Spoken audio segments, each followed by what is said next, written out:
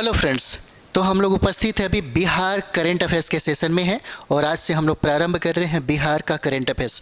आपको पता होगा बीपीएससी में बिहार का करंट अफेयर्स की वैल्यू सबसे ज़्यादा है, सबसे ज़्यादा वैल्यू इसका हो जाता है। जैसे में अगर हम लोग बात करें तो 30 प्रश्न पूछे जाते हैं, 32 प्रश्न पूछे जाते हैं करंट अफेयर्स में, जिसमें बिहार करंट अफेयर्स से लगभग 8 से 10 प्रश्न पूछे जाते हैं और कभी कभी 10 से 12 प्रश्न पूछे जाते हैं। मतलब ये है कि आपकी एग्ज़ाम में परिणाम के लिए सबसे महत्वपूर्ण हो जाता है बिहार का करंट अफेयर्स। इसलिए बिहार के करंट अफेयर्स में जो भूमिका, बिहार की करंट अफेयर्स की जो भूमिका है आपके रिजल्ट में बहुत ही महत्वपूर्ण हो जाता है। तो हम लोग जितने भी प्रश्न बनते हैं, जो VVI प्रश्न बनते हैं बिहार के लिए, वो सारे प्रश्न को हम लोग कोशिश करेंगे देखने के लिए, है ना। तो चलिए यहाँ पर हम लोग देखते हैं। पहला प्रश्न हो जाता है बिहार में बाढ़ की समस्या के समाधान के लिए, बिहार में बाढ़ की समस्या के समाधान के लिए गंगा और गंडक नदी को जोड़ने के लिए कितने किलोमीटर लंबे चैनल का निर्माण किया जाएगा, है ना। देखिए बिहार में बाढ़ की समस्या सबसे ज़्यादा है, बिहार में यहाँ पर बाढ़ की समस्या सबसे ज़्यादा है। जैसे अगर हम लोग यहाँ बिहार की बात करें तो बिहार के बीचों बीच एक नदी है जिसका नाम है गंगा, और गंगा नदी बिहार को 2 भागों में बांटती है। इस क्षेत्र को हम लोग उत्तरी बिहार बोलते हैं और इस क्षेत्र को यानी कि गंगा के दक्षिण में दक्षिणी बिहार हो जाता है। उत्तरी बिहार में जो प्रमुख समस्या है वो समस्या हो जाता है बाढ़ का, बाढ़ की प्रमुख समस्या है। उसके बाद दक्षिण बिहार में सूखा की प्रमुख समस्या है, और इसी बाढ़ की समस्या को समाप्त करने के लिए, ख़त्म करने के लिए, कम करने के लिए गंगा और गंडक नदी को जोड़ने के लिए पूछा जा रहा है कितने किलोमीटर लंबे चैनल का निर्माण किया जा रहा है ना। ऑप्शन में दिया जाएगा 4 ऑप्शन है। 170 किलोमीटर का चैनल है, 180 किलोमीटर का चैनल है, नेक्स्ट हो जाएगा 190 किलोमीटर का चैनल है, 160 किलोमीटर का चैनल है। कितने किलोमीटर, तो चलिए हम लोग आंसर की बात कर देते हैं। तो आंसर हो जाता है इसका ए, 170 किलोमीटर लंबे चैनल का निर्माण किया जाएगा गंगा और गंडक नदी को जोड़ने के लिए, है ना। चलिए आगे बढ़ते हैं, कुछ डिस्कशन भी हम लोग देखते चले। तो यहाँ पे आप देख रहे हैं बिहार के गरीबी में इसका भी बहुत बड़ा योगदान है। बिहार में बाढ़ की जो समस्या है, बिहार में सूखे की जो समस्या है, यह बिहार के गरीबी में बहुत ज़्यादा योगदान निभाता है ना। तो बिहार में बाढ़ की समस्या के समाधान के लिए गंगा और गंडक नदी को 170 किलोमीटर लंबे चैनल का निर्माण कर आपस में उसको जोड़ा जाएगा, है ना। चलिए आगे हम लोग बढ़ते हैं। अगला प्रश्न देखिए। अगला प्रश्न हो जाता है संगीत नाटक अकादमी अमृत अवार्ड 2022, संगीत नाटक अकादमी अमृत अवार्ड 2022 के संदर्भ में पूछा जा रहा है कि निम्नलिखित कथनों पर विचार कीजिए। कथन, और जब भी ऐसी कथन और कारण वाली जो बात आती है तो समझिए कि इसमें कुछ गहराई से डिमांड आपसे कर रहा है बीपीएससी। आप लोग सिविल सर्विस की तैयारी कर रहे हैं तो उम्मीद हम रखते हैं कि आप लोग डेली न्यूज़पेपर पढ़ते होंगे, है ना। सालों भर न्यूज़पेपर आप लोग पढ़ते होंगे, और इतना ही नहीं आप लोग प्रतियोगिता दर्पण जो है मैगजीन मंथली ये भी पढ़ते होंगे, और यहाँ तक कि क्रॉनिकल भी आप लोग पढ़ते होंगे, क्रॉनिकल भी आप लोग पढ़ते होंगे, और बिहार के संदर्भ में बहुत सारा जो मैगजीन आया हुआ है उसको भी आप देख लिए होंगे, है ना। तो हम लोग अभी जितने भी VVI जो संभावना बन रहा है कि शायद ये पूछा जाए, हम लोग उस पर अभी बात कर रहे हैं, है ना। तो इस तरीके से प्रश्न बन जाएगा जब आप प्रतियोगिता दर्पण, क्रॉनिकल, न्यूज़पेपर, कुछ ऐसे मैगजीन है जो पढ़ रहे हैं तो निश्चित तौर पे बनेगा, है ना। तो चलिए देखते हैं हम लोग। प्रश्न आपसे पूछा कि संगीत नाटक अकादमी अमृत अवार्ड 2022 के संदर्भ में निम्नलिखित कथनों पर विचार कीजिए। पहला कथन क्या है? पहला कथन कहता है कि इसमें बिहार के 4 शीर्ष कलाकारों को रंगमंच, ध्रुपद गायन, लोकगीतों में विशिष्ट योगदान के लिए सम्मानित किया गया, पहला। और दूसरा इसका कथन हो जाएगा कि यह पुरस्कार राष्ट्रपति द्वारा दिया गया है, राष्ट्रपति द्वारा क्या है, दिया गया है। अब यहाँ से देखिए कहता है कि उपरोक्त में से कौन सा कथन जो है यह सही है, कौन सा कथन सही है? क्या ए सही है, या बी सही है, या सी सही है, या डी सही है ना। तो चलिए आंसर की हम लोग बात करते हैं। इसका आंसर हो जाएगा ए, केवल एक सही है। यहाँ पर केवल क्या है, एक सही है ना। डिस्कशन में भी देख सकते हैं आप लोग। यहाँ पर संगीत नाटक अकादमी अमृत अवार्ड 2022 से बिहार के 4 शीर्ष कलाकारों को, है ना, यहाँ पर सम्मानित किया गया। वो 4 कलाकार कौन है? हो सकता है ये सवाल आपसे पूछे। वरिष्ठ रंगकर्मी जिनका नाम है सुमन कुमार, याद रहना चाहिए, है ना, सुमन कुमार हो जाते हैं। उसके बाद ये हैं गणेश प्रसाद सिन्हा, और चर्चित ध्रुपद गायक है पंडित रघुवीर मल्लिक, है ना, और लोकप्रिय लोक गायक भरत सिंह भारती हो जाते हैं। और इन सभी को रंगमंच, ध्रुपद गायन, लोक गीतों में विशिष्ट योगदान के लिए उपराष्ट्रपति के द्वारा सम्मानित किया गया है। उसमें राष्ट्रपति लिखा था इसलिए गलत हो गया। किसके द्वारा सम्मानित किया गया? तो उपराष्ट्रपति के द्वारा सम्मानित किया गया है ना। चलिए आगे बढ़ते हैं हम लोग। नेक्स्ट सवाल हो जाएगा, बिहार में फॉल आर्मी वर्म, बिहार में फॉल आर्मी वर्म यानी कि सैनिक कीट के हमले के संबंध में निम्नलिखित कथनों पर विचार कीजिए। बहुत महत्वपूर्ण है। बीपीएससी ने कहा था कि हम पहले की अपेक्षा प्रश्नों को थोड़ा कठिन बना करके पूछेंगे, और उम्मीद है कि आप लोग उस तरह से, है ना, तैयारी खुद आप कर लिए होंगे। तो हो सकता है ऐसे ही कुछ कठिन प्रश्न बना दिए जाएंगे, जो निश्चित तौर पे अगर डिटेल्स में पढ़े होंगे, थोड़ा गहराई में जा कर के पढ़े होंगे, तो निश्चित तौर पे आपसे बनेगा ही बनेगा, है ना। तो कहता है कि बिहार में फॉल आर्मी वर्म, जिसको सैनिक कीट के नाम से भी जाना जाता है, और कहता है कि हमले के संबंध में इस कथनों पर विचार कीजिए, जिसमें 2 कथन है। पहला कथन कहता है यह मक्के की फसल को सबसे ज़्यादा नुकसान पहुँचाता है। क्या करता है? सबसे ज़्यादा नुकसान पहुँचाता है। किसकी फसल को? मक्के की फसल को। उसके बाद कहता है कि यह ज्वार बाजरा फसलों को भी नुकसान पहुंचाता है। और आपसे कहता है कि उपर्युक्त में से कितने कथन सही हो जाते हैं? ए में क्या 1 सही है? बी में क्या 2 सही है? सी कहता है 1 और 2 सही है। डी कहता है कि न तो 1 और न ही 2 सही है।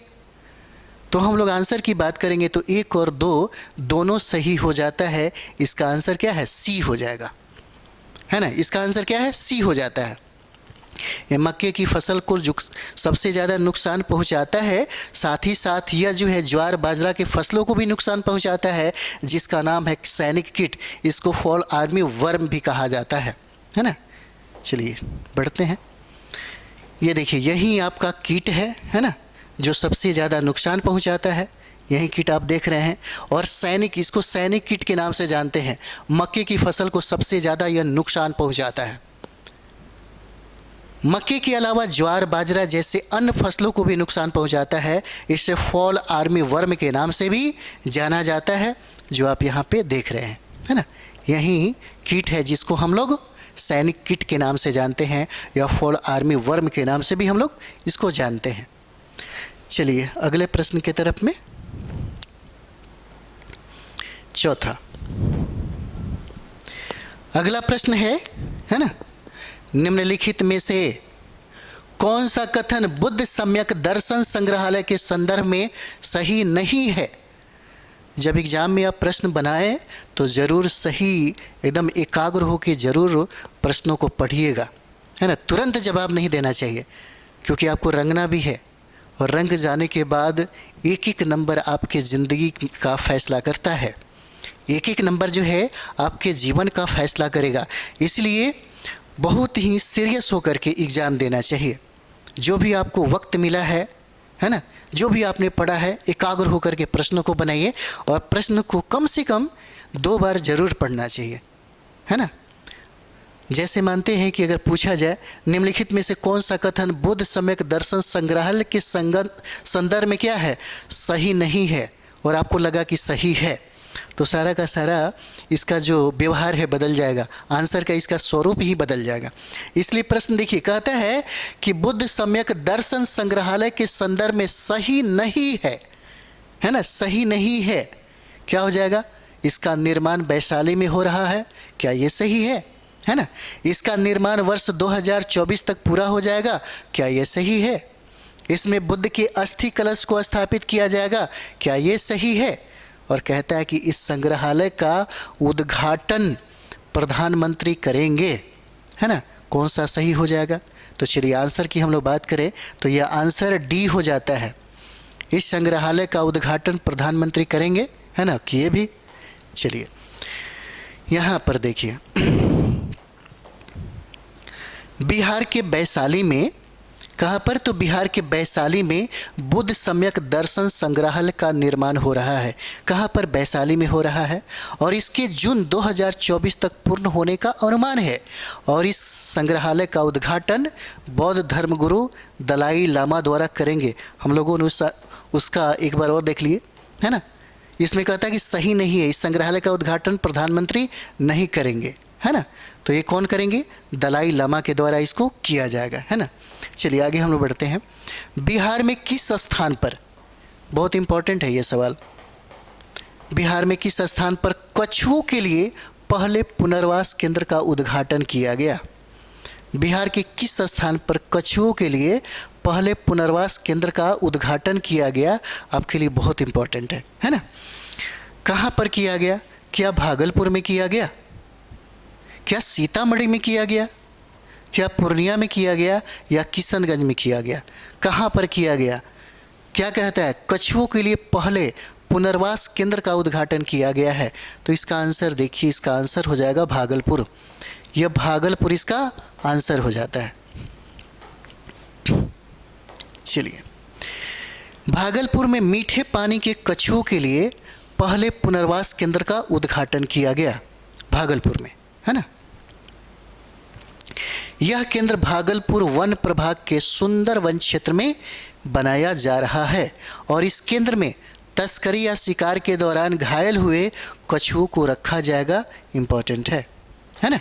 कहाँ पर रखा जाएगा, तो भागलपुर में रखा जाएगा, भागलपुर में। और यहाँ पर आप देखते हैं, जैसे मैं कभी कभी प्रश्न आपसे पूछ सकता है कि बिहार में गंगा की सर्वाधिक लंबाई किस जिले में है, तो सर्वाधिक लंबाई जो है वो हो जाएगा आपका पटना में और दूसरा स्थान हो जाएगा यहीं भागलपुर में। और भागलपुर में ही क्या है, विक्रमशिला विश्वविद्यालय है। और भागलपुर में आपको ये पता ही होगा, है ना, सिल्क सिटी के नाम से जाना जाता है। जर्दालू आम यहाँ पर फेमस है ना, जीआई टैग प्राप्त है भागलपुर को। चलिए आगे बढ़ते हैं हम लोग। अगला प्रश्न हो जाएगा कि लोक शिकायत प्रशासन विभाग द्वारा, है ना, लोक शिकायत प्रशासन विभाग द्वारा जारी रैंकिंग में लोक शिकायत निस्तारण में बिहार का कौन सा जिला पहले स्थान पर है। कहता है कि लोक शिकायत निस्तारण में बिहार का कौन सा जिला है जो शीर्ष पर है, पहले स्थान पर है ना। क्या गया है, या कैमूर है, या रोहतास है, या भागलपुर है। कौन सा जिला है जो पहले स्थान पर हो जाता है ना। तो आंसर क्या हो जाएगा, रोहतास जिला हो जाता है, रोहतास जिला। और रोहतास जिला में आपको पता है सबसे ज़्यादा एजुकेशन रेशियो है, सर्वाधिक पुरुष का सर्वाधिक महिला का एजुकेशन है रोहतास में, है ना। चलिए कुछ डिस्कशन हम लोग देखते हैं यहाँ पे। तो लोक शिकायत प्रशासन विभाग द्वारा जारी रैंकिंग में लोक शिकायत निस्तारण में राज्य का रोहतास जिला पहले स्थान पर है।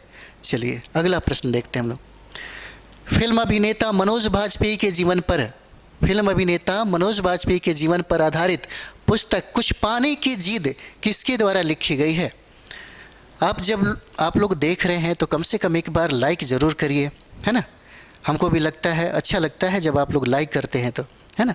तो लाइक ज़रूर करिए और अपने दोस्तों के बीच में कम से कम एक बार शेयर कर दीजिए। सिविल सर्विस में अक्सर कहा जाता है कि सहयोगात्मक जो रवैया है वो हमेशा धारण करना चाहिए, एक दूसरे का साथ हमेशा देते रहना चाहिए, है ना। तो हम उम्मीद करते हैं आपसे ज़रूर ऐसा करिएगा, है ना। तो चलिए, फिल्म अभिनेता मनोज बाजपेयी के जीवन पर आधारित पुस्तक कुछ पाने की जिद किसके द्वारा लिखी गई, किसके द्वारा यह लिखी गई है। क्या अमित गोयल ने लिखा, या रोहित वर्मा ने लिखा, या आरजू मलिक ने लिखा, या पीयूष पांडे ने लिखा। किसने लिखा। मनोज बाजपेयी के जीवन पर आधारित पुस्तक है कुछ पाने की जिद। कुछ पाने की जिद जो है यह पीयूष पांडे के द्वारा लिखा गया है, ये पीयूष पांडे के द्वारा लिखा गया। पीयूष पांडे हो जाते हैं ना। आप देख सकते हैं मनोज बाजपेयी कुछ पाने की जिद, यही पुस्तक है ना, कुछ पाने की जिद। और ये राइटर भी हैं पीयूष पांडे, है ना। मनोज बाजपेयी के जीवन पर आधारित पुस्तक कुछ पाने की जिद, और वरिष्ठ टीवी पत्रकार हैं ये जो पीयूष पांडे हैं ये टीवी के पत्रकार हैं, है ना, और इन्होंने ही यह पुस्तक लिखी है। और पीयूष पांडे उनमें एक दशक से ज़्यादा से जुड़े रहे हैं और ऐसी घटनाओं और किस्सों का गवाह हैं जिन्हें बहुत कम लोग जानते हैं, जिनके बारे में इन्होंने लिखा। नेक्स्ट हो जाएगा आपका सवाल 8 नंबर। बैद्यनाथ प्रसाद महतो, बैद्यनाथ प्रसाद महतो किस क्षेत्र से संबंधित है? इंपॉर्टेंट है, पूछा जा सकता है आपसे, है ना। बैद्यनाथ प्रसाद जो महतो हैं, बैद्यनाथ प्रसाद महतो, है ना, किस क्षेत्र से संबंधित हैं? क्या अभिनेता हैं या संगीतकार हैं या नाटककार हैं या राजनीतिज्ञ हैं? क्या हो जाएंगे, है ना। तो चलिए हम लोग आंसर की बात कर लेते हैं। इसका आंसर हो जाएगा डी, ये राजनीतिज्ञ हैं बैद्यनाथ प्रसाद महतो, बैद्यनाथ प्रसाद महतो, है ना। आप देख सकते हैं यही है बैद्यनाथ प्रसाद महतो। और बैद्यनाथ प्रसाद महतो एक भारतीय राजनीतिज्ञ, है ना, और 15वीं और 17वीं लोकसभा के सदस्य थे। चलिए नेक्स्ट हम लोग देखते हैं अगला। अगला प्रश्न हो जाएगा, इंडिया स्किल्स राष्ट्रीय प्रतियोगिता में बिहार के युवाओं ने कितने पदक जीते? बिहार के युवाओं ने कितने पदक जीते? किसमें? तो इंडिया स्किल राष्ट्रीय प्रतियोगिता में पूछा जा रहा है बिहार के युवाओं ने कितने पदक जीते। क्या 11 जीते या 12 जीते या 13 जीते या 14 जीते? कितने पदक जीता गया, है ना। तो चलिए आंसर हो जाएगा 11। बहुत इंपॉर्टेंट है, पूछा जा सकता है आपसे, VVI है। इसका आंसर ए हो जाएगा, है ना। और यही है, यही बिहार के युवा लोग हैं। और इंडिया स्किल की राष्ट्रीय प्रतियोगिता में इन लोगों ने कुल 11 पदक जीता, कुल इन लोगों ने 11 पदक जीता। पूछा जा सकता है, इंपॉर्टेंट है ये। चलिए अगला प्रश्न हम लोग देखेंगे। अगला प्रश्न है घर बैठे लोगों को, अगला प्रश्न हो जाता है घर बैठे लोगों को रोजगार उपलब्ध कराने के उद्देश्य से बक्सर जिले में कौन सा ऐप लॉन्च किया गया? इसीलिए ऐप से जो मोबाइल, बहुत सारे ऐप हैं, है ना, चाहे भारत का हो या बिहार का हो, यहाँ से प्रश्न पूछे जाते हैं। तो घर बैठे लोगों को रोजगार उपलब्ध कराने के लिए, ठीक, के उद्देश्य से बक्सर जिले में कौन सा ऐप लॉन्च किया गया है? कौन सा ऐप है जो लॉन्च किया गया है ना। क्या वह रोजगार ऐप है या मनरेगा ऐप है या मनरेगा परवरिश रोजगार ऐप हो जाएगा या स्वरोजगार ऐप हो जाता है? कौन सा ऐप है, यही सवाल आपसे पूछ रहा है। यानी कि घर बैठे लोगों को रोजगार उपलब्ध कराने के लिए बक्सर जिले में, ये भी इंपॉर्टेंट है, कहाँ पे? तो बक्सर जिले में कौन सा ऐप लॉन्च किया गया?